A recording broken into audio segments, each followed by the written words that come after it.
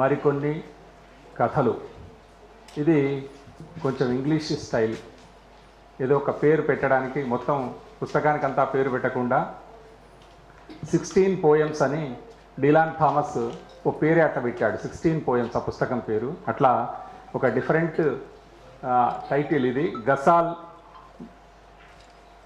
మరికొన్ని కథలు అనే పుస్తకాన్ని రచించి కథకుడిగా ఈరోజు ఒక సంపూర్ణమైనటువంటి గ్రంథంతో కథకుడిగా మన ముందుకు వస్తున్నటువంటి ఆత్మీయ కవిమిత్రుడు, ఈ కవిమిత్రుడు అనే మాట అండర్లైన్తో చెప్తున్నాను, ఆత్మీయ కవిమిత్రుడు కటుకోజ్వల ఆనందాచారి గారిని మొదట నేను హృదయపూర్వకంగా అభినందిస్తూ ఉన్నాను. వేదిక ముందున్న పెద్దలు, నిజానికి చాలామంది కథల గురించి కానీ, కవిత్వం గురించి కానీ, విమర్శ గురించి కానీ సాధికారికంగా మాట్లాడగలిగే వాళ్ళు చాలామంది ముందున్నారు. వారందరికీ వినమ్రంగా నమస్కారాలు. ఈ వేదిక మీద ఉన్నటువంటి సభాధ్యక్షుడు అనంతోజు మోహనకృష్ణ కూడా కవి, విమర్శకుడు. తర్వాత వేముల శ్రీనివాస్ గారు బయటికి కనిపించని సాహిత్యకారుడు. నిజానికి ఒక అవుట్పుటే తక్కువ ఉంది, కానీ ఆయన సాహిత్యంలో ఎంత పరిణతి ఉందంటే ఎవరు ఎంత వర్క్ చేశారు అనేది ఆయనకు చాలా స్పష్టత ఉంది. తెలంగాణ రాష్ట్రంలో, ముఖ్యంగా తెలుగు రాష్ట్రాలలో కూడా ఉండవచ్చు.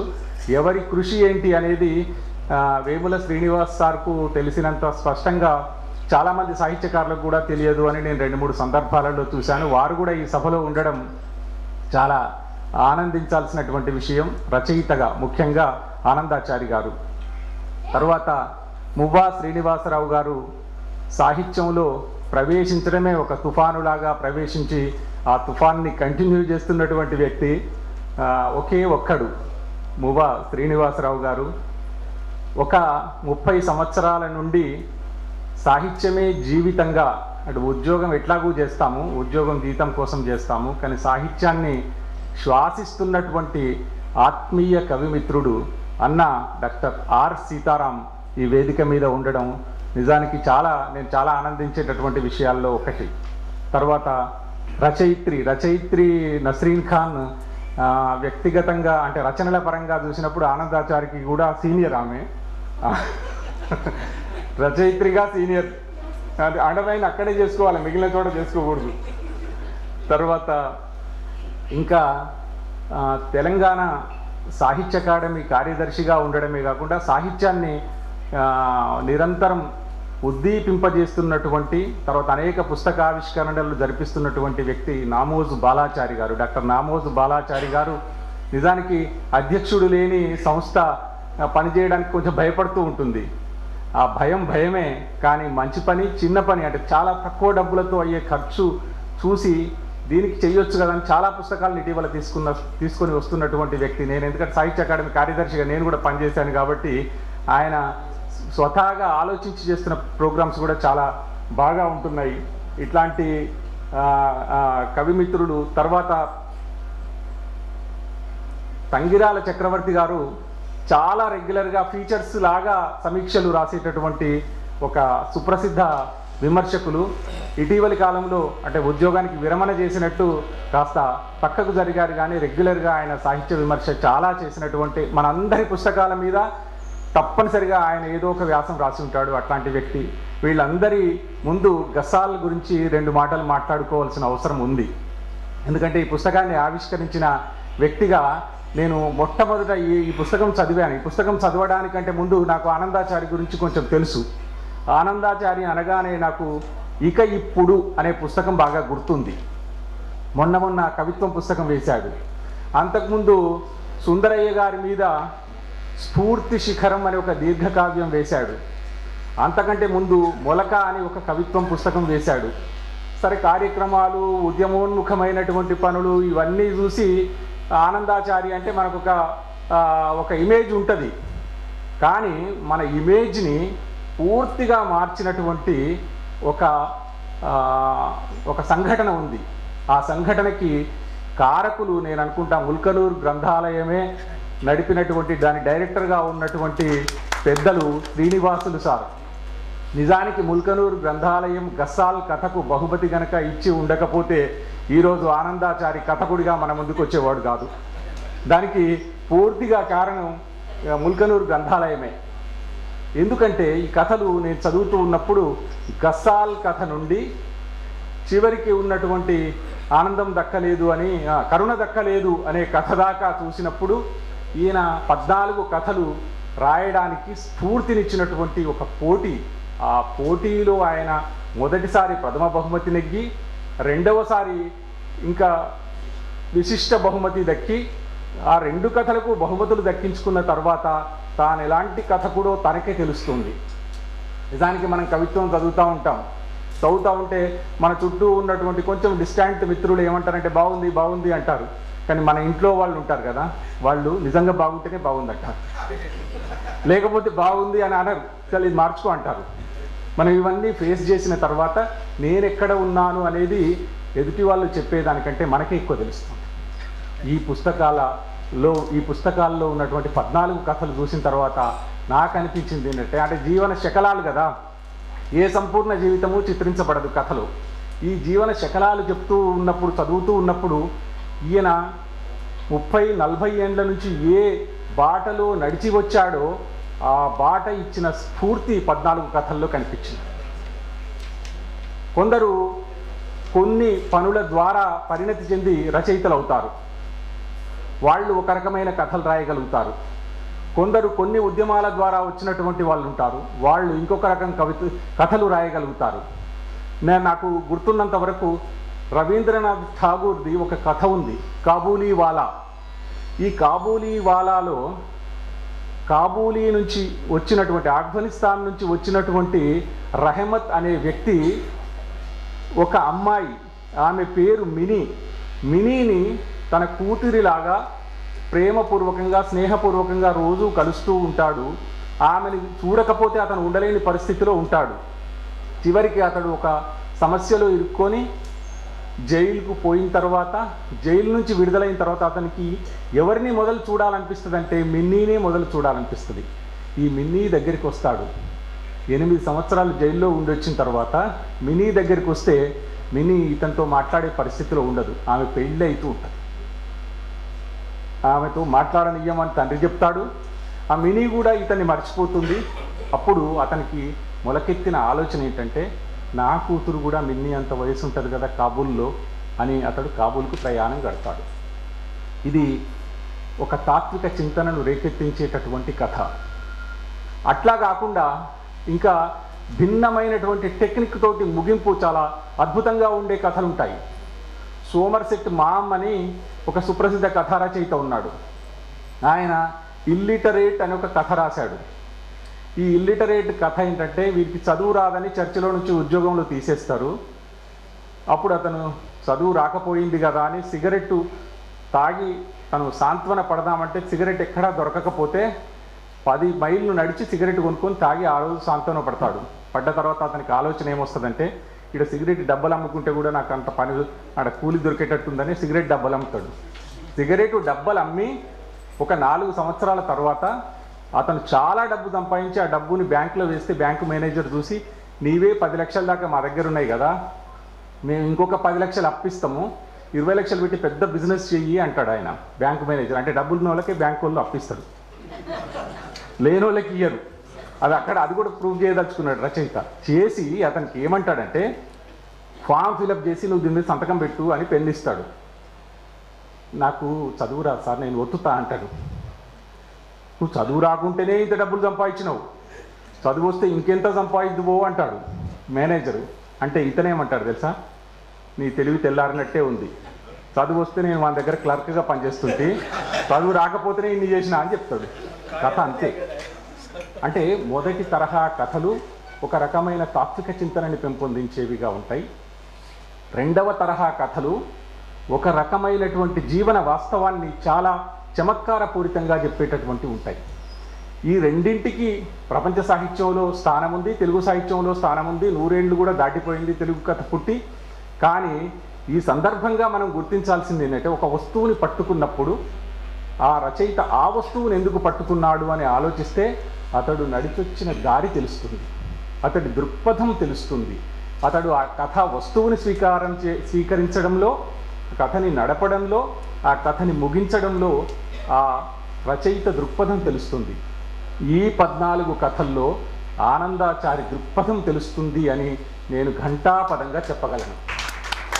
దృక్పథం తెలిసే కథలేంటివి అని ఆలోచిస్తే ఒక 14 కథల్లో అన్ని దాదాపు 8-9 కథలు మధ్యతరగతి కంటే దిగువ మధ్యతరగతి పేదవాళ్ల కథలు. రెండోది, ఆ పేదరికం ఎట్లాంటిదంటే ఆ పేదరికం నుండి బతకడమా చావడమా అని నిర్ధారణ చేసుకోలేక చచ్చిపోయిన కేసులు ఉంటాయి. నేను చాలా ఆశ్చర్యపోయిన ఒక సంగతి మీకు చెప్తాను. గస్సాల్ అనే కథలో చాంద్ చనిపోతాడు. రాణి జీవన గమనంలో వాళ్ళ అమ్మ చనిపోతుంది. ఆకాశం మారలే దృశ్యము మారలేలో దళిత మహిళని పోలీసోడు చంపేస్తాడు. లక్ష్మీబాయి స్మారక సిమెంటు బల్లలో ఆనందరావు చనిపోతాడు. ఆచూకీ లేని హత్యలో వెంకటాచారి చనిపోతాడు. చెత్తోడులో వెంకన్న అనేవాడు డెంగ్యూ వచ్చి చనిపోతాడు. హిందూ సీతా హమారాలో పాషా తల్లి మెహబూబ్బీ చనిపోతుంది. ఊర్వశిలో ఈ కళాస్పృహ ఉండి కూడా కంప్యూటర్ పనిచేయాల్సిన దుర్గతిని భరించలేక శృతి చనిపోతుంది. కరుణ దొరకలేదు అనే కథలో మోహన్ రావు చనిపోతాడు. 14 కథల్లో 9 కథల్లో మరణం ఉంది. ఎందుకుంది అని నేను చంపేశాడు. ఎందుకుంది? అది చంపేశాడు అనే కథ అంటే ఆ వస్తువుని స్వీకరించడానికి, ఆ వస్తువుని అట్లా నడపడానికి, అంటే చావు అనేది పేదరికానికి ఒక కంపల్సరీ ముగింపు ఉంది సొసైటీలో అని అవాచ్యంగా చెప్పాడు. తనకు తెలియకుండానే అన్కాన్షియస్గా చెప్పాడు. అది దృక్పథం అంటున్నా. మామూలుగా ఆ దృక్పథం లేని వాళ్ళు కథలు రాయొచ్చు. ఇటీవల నేను ఒక కథ చదివాను. అది చాలా మంచి కథ. బద్రీ నర్సన్, కేపీ అశోక్ కుమార్ ఉంటే చెప్పగలడు. బద్రీ నర్సన్ లాస్ట్కు ఈ మా ఆవిడకి ఎన్ని చీరలు ఉన్నాయి, ఈ కూరల మేదానికి ఒక్క చీర కూడా లేక పాపం చినిగింది కట్టుకొని వస్తుందని ఈ చీరల నుంచి ఒక చీర దొంగతనం చేసి తీసుకుపోదామని అనుకుంటాడు. ఈ కూరల మేదాంతో మా భర్త చాలా లోపాయికారి వ్యవహారం చేస్తుండని ఇవకు మొదలే అనుమానం వస్తుంది. కానీ వీళ్ళిద్దరికీ ఒక కూతురు ఉంటుంది.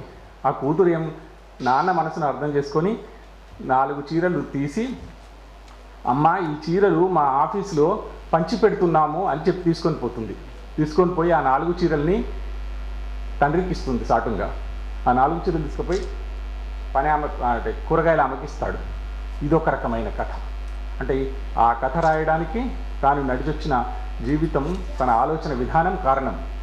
సో ఇట్లా చెబుతూ ఉంటే నిజానికి గస్సాల్ కథలో ఒక అమ్మాయి గస్సాల్ పని చేసి చనిపోయిన వాడికి గస్సాల్ చేయడానికి ఎవరూ లేని పరిస్థితి. గస్సాల్ అంటే ముస్లింలు చనిపోయినప్పుడు వాళ్ళ శరీరాన్ని పూర్తిగా శుభ్రపరిచి ప్రతి అంగాన్ని కడిగి తుడిచి సిద్ధం చేయాలి.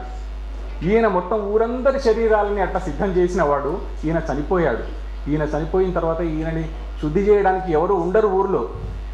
ఇక్కడ కూడా ఆ మనిషి తను చేసిన ప్రతి పనిని తీసుకొచ్చి తన కూతురికి చెప్పుకునేవాడు. గస్సాల్లో ఇట్లా చేస్తామని చెప్పేవాడు.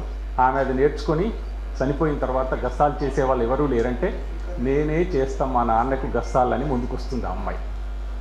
అప్పుడు నువ్వు ఎంతైనా అమ్మాయివి కదా, నువ్వు చెబుతూ ఉండు మీ అన్న చేస్తూ ఉంటాడు అంటే దానికి అంగీకరిస్తుంది. అది గస్సాల్ కథ.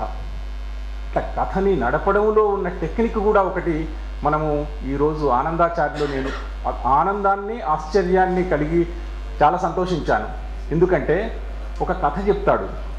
ఆ కథ ఏంటంటే బహుశా అది కులవృత్తికి సంబంధించింది కాబట్టి దాంట్లో చాలా ఆత్మీయంగా లీనమై రాశాడు. ఆ కథ ఆచూకీ లేని హత్య. ఆచూకీ లేని హత్యలో వెంకటాచారి కలగంటూ ఉంటాడు. మొదలే కథలోనే కళ వస్తుంది.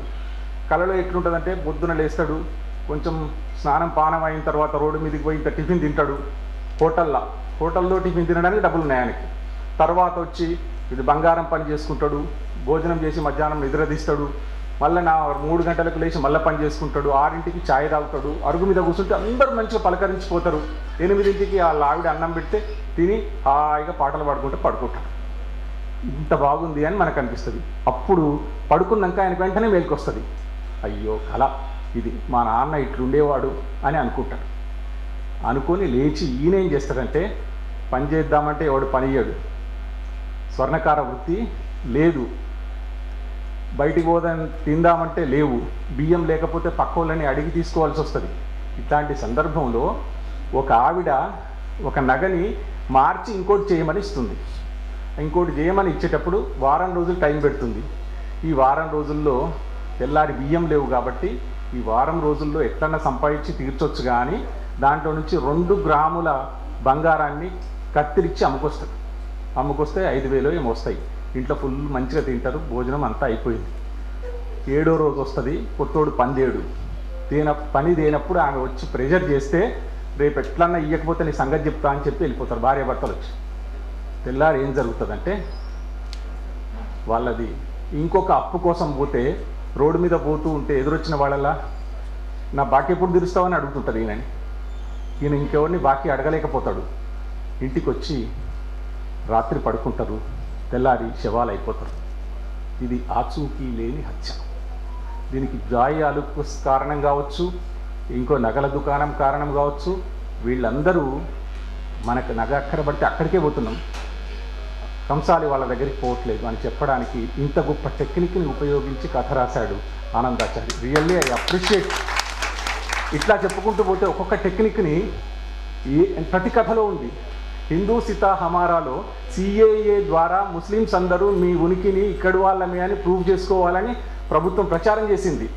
దాన్ని చెప్పడానికి ఎంచుకున్న కథ ఏంటంటే, ఆయన పాషా అనే కుటుంబీకుడు ఉంటాడు. పొద్దున లేవంగానే పాషాకు నేను ఛాయ్ చేస్తా, నీ అమ్మని పిలుచుకురాపో అంటుంటుంది వాళ్ళ భార్య. అరే నువ్వు పిలుచుకురాపోరా అని కొడుకు చెప్తాడు. ఆడికి పోగానే మొత్తం ఆ ఇంట్లోనే తిరుగుతుంటుంది, రమ్మంటే రాదు, మమ్మల్ని తిడుతుంది, ఇంకా పైగా నువ్వే పోయి పిలుచుకొచ్చుకోపో అంటే ఈయనే పోతాడు. పోయిన తర్వాత ఏంటంటే, అక్కడ ఆమె 40 ఏండ్లు అదే ఇంట్లో కిరాయికి ఉంటుంది. ఆ ఇల్లు గుడిసె ఉన్నప్పుడు కిరాయికి ఉంటుంది, గుడిసె తీసేసి వాళ్ళు పెంకుడు ఇల్లు వేస్తే కిరాయికి ఉంటుంది, తర్వాత డాబా కడితే కూడా అలా కిరాయికి ఉంటుంది. కాబట్టి ఆ ఇంటిని వదిలిపెట్టి కొత్త ఇంటికి కిరాయికి వచ్చిన తన కొడుకు దగ్గరికి ఆమె రావడానికి ఇష్టం లేక అందులోనే మళ్ళీ ఆడుతుంటుంది. ఎందుకు మళ్ళీ ఆడుతుంటుంది అంటే, నాకంతా ఇంట్లోనే ఉందిరా అంటే, ఆ వెంకట్రావు అనేట ఆయన మీ అమ్మ మొత్తం మా ఇంటి మీదనే మనసు పెట్టుకుంది, ఉండనీతి అని చెప్తాడు. ఈ పరిస్థితులలో సిఐఏ ద్వారా మనకు ఎంత నష్టం జరుగుతుంది అని ఈ ముసలామె మనవడు ధర్నా చేస్తే అతన్ని పోలీసులు పట్టుకుపోతారు. పోలీసులు పట్టుకుపోయిన తర్వాత ఏం జరుగుతుందో తెలియని పరిస్థితులలో ఈమె చనిపోయేటప్పుడు నన్ను ఆ ఇంట్లోనే పెట్టండి అని ఒక మాట చెప్పి మరీ చనిపోతుంది. మేము ఇక్కడి వాళ్ళమే, ఈ ఇంటి దాన్నే, నేను ఈ దేశం దాన్నే అని రాస్తుంది. సిఐఏ సౌండ్ ఎట్లా ఇచ్చాడు, సిఐఏ చట్టం ముస్లింల మీద కట్టినటువంటి కత్తికి ఈ కథ ద్వారా ఆనందాచారి ఇచ్చిన ఒక గొప్ప సౌండ్ పాఠకులని కట్టిపడిస్తుంది. ఇట్లా చెప్తే గూడు అని ఒక కథ ఉంది. పిట్టగూడు కట్టుకుంటారు చిన్నపిల్లలు, పోలీసు వాళ్ళు వచ్చి గుడిసెల వాసులని గుడిసెలు ఎగరగొట్టి ఆ పిట్టగూడుని కూడా ఎగరగొడతారు. పిల్లలు మళ్ళీ కట్టుకుందామని వస్తే మళ్ళీ ఎగరగొడతారే అని చెప్తాడు. అది సౌండ్, అదొక ధ్వనిపూర్వకమైనటువంటి కథల్ని రాసి. ఇట్లా నేను 3 కథలే చెప్పాను, 14 కథలు కూడా అట్లాగే ఉన్నాయి. 14 కథల్ని చెప్పొచ్చు. కథలు చెప్తూ ఉన్న క్రమంలో నేను ఇందాక మొదలు చెప్పాను కదా, నడిచొచ్చిన దారి అని.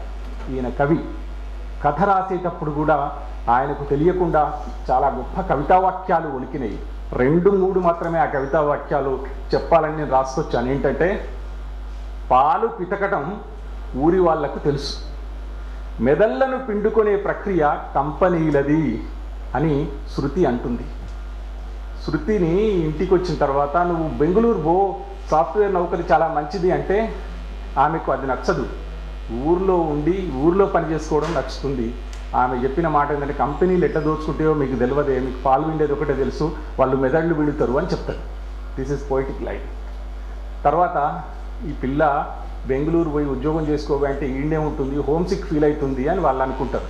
దానికి ఆమె చెప్పిన జవాబు ఏంటంటే, హోమ్ సిక్ ఫీల్ అవుతుందని వీళ్ళు అనుకుంటున్నారు, ఇది హ్యుమానిటీ సిక్ అని వీళ్ళకి ఎట్లా తెలుస్తుంది అని అంటుంది. చారి చనిపోయేటప్పుడు, వెంకటాచారి చనిపోయేటప్పుడు ఒక మాట రాసుకుంటాడు. తాను కూర్చుండే దుకాణంలోనే అలా కూర్చుండిపోయాడు. డస్క్ చెక్కకు ఒత్తిపట్టి బంగారం బిళ్ళను రంపంలో తాను కోసినట్టు తన మర్యాదను, వ్యక్తిత్వాన్ని పరిస్థితులు ఇప్పుడు కోసివేస్తున్నాయి. రాలిపడుతున్న రజనులా చెల్లాచెదరయ్యాడు చారి అని చెప్పాడు. ఇది కూడా పొయిటిక్ లైన్. అందరు చూస్తుంటారు, అయ్యో పాపం మంచోడు ఉండే ఈయన, ఈ అవసరమైన చాలా మంచిగా పనిచేసేది అని చెప్తారు చచ్చిపోయిన తర్వాత, ఇంటిల్లు దాతలు చచ్చిపోయిన తర్వాత. దానికి రచయిత చెప్పిన వ్యాఖ్యానం ఏంటంటే, ఇంత దయార్ద్ర హృదయులు చూస్తుండగానే ఒక కుటుంబం ఒక్క రక్తపు బొట్టు పడకుండానే విముక్తి పొందింది అంటాడు.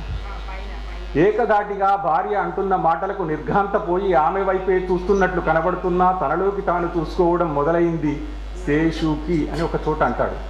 వీడు అంత చెత్తను తీసేయాలి, నీట్గా పెట్టుకోవాలి, క్లీన్ చేసుకోవాలి అని చెప్తుంటాడు ఇంట్లోలకు. తన బిడ్డ వేరే కులం వాడిని ప్రేమించినా పెళ్లి చేసుకుంటా అంటే భార్య ఒప్పుకుంటుంది, ఇతర పిల్లలు ఒప్పుకుంటారు, భర్త మాత్రం ఒప్పుకోడు. అసలు చెత్తంతా నీ మెదడులో ఉంది అని వాళ్ళ ఆవిడ ఆయనకు పాఠం చెప్తున్నప్పుడు ఆయనకు అనిపించిన మాట ఏంటంటే, ఆశ్చర్యపోయినట్లు కనబడుతున్నా ఆయన మొట్టమొదటిసారి తనలోకి తాను చూసుకుంటున్నాడు అని చెప్పాడు. ఇంకొక సందర్భంలో ఇంకా చాలా లైన్లు చెప్పుకోవడానికి అవకాశం ఉండే 2-3 కథలు ఉన్నాయి. ఇట్లా 14 కథలని, అపురూపమైన కథలని, పేదవాళ్ల కథలని ఆ దృక్కోణం నుంచి, ఆ దృక్పథం నుంచి రాయగలగడం అనేది ఆయన నడిచొచ్చిన తొవ్వ లేకుంటే సాధ్యమయ్యేది కాదు. దానికి ప్రేరణనిచ్చినటువంటి ముల్కనూరు గ్రంథాలయానికి థ్యాంక్స్ చెప్పుకుంటూ, రచయితగా ఆయన చిరకాలం కంటిన్యూ కావాలని కోరుకుంటూ నేను ముగిస్తున్నాను. Thank you. ధన్యవాదాలు సార్. ఆనందాచారి గారి దృక్పథాన్ని, కథలలో ఏ దృక్పథాన్ని చెప్పారో అది బాగా పట్టుకొని మీరు ఆ విషయాన్ని చెప్పారు.